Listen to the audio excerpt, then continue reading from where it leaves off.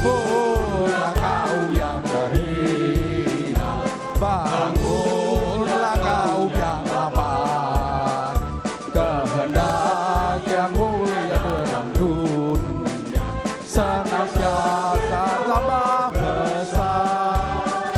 Menyangkal kebahan dua, kita sayang. Dan kita akan sambut.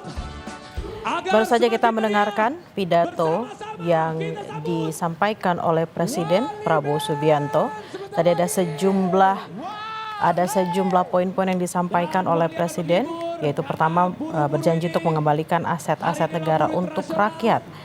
Kemudian juga ada hadiah yang tadi dikatakan oleh Presiden Prabowo untuk buruh, yaitu yang pertama adalah membentuk Dewan Kesejahteraan Buruh Nasional yang akan diisi oleh tokoh-tokoh Federasi Buruh, di mana tugasnya saudara memberi nasihat kepada Presiden terkait regulasi-regulasi yang berkaitan tentunya dengan buruh.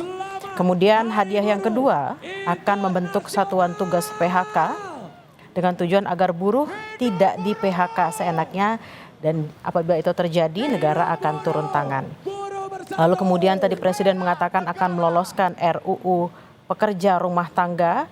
Tadi mengatakan Wakil Ketua DPR Sufmi Dasko menyatakan akan dibahas minggu depan dan berjanji akan dibahas tidak lebih dari 3 bulan dengan jaminan akan segera selesai.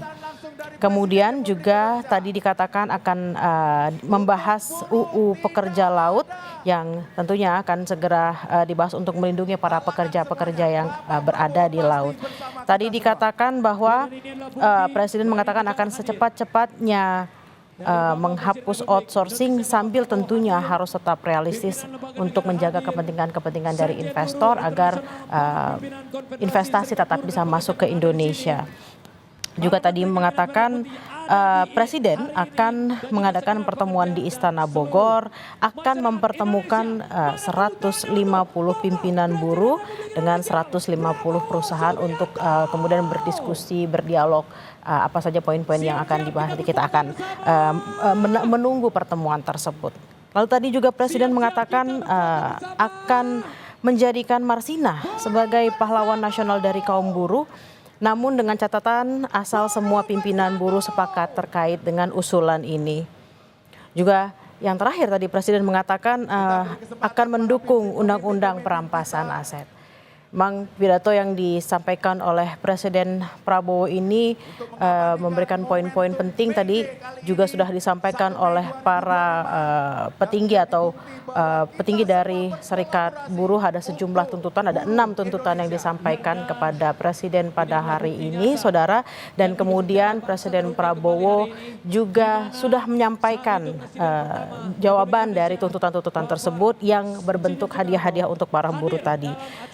Salah satunya adalah membentuk Dewan Kesejahteraan Buruh Nasional yang diisi oleh tokoh-tokoh Federasi Buruh yang tugasnya nanti akan memberikan nasihat kepada Presiden terkait dengan regulasi atau aturan terkait buruh, juga apa saja yang aturan-aturan yang dibutuhkan oleh para buruh ini nanti ke depannya.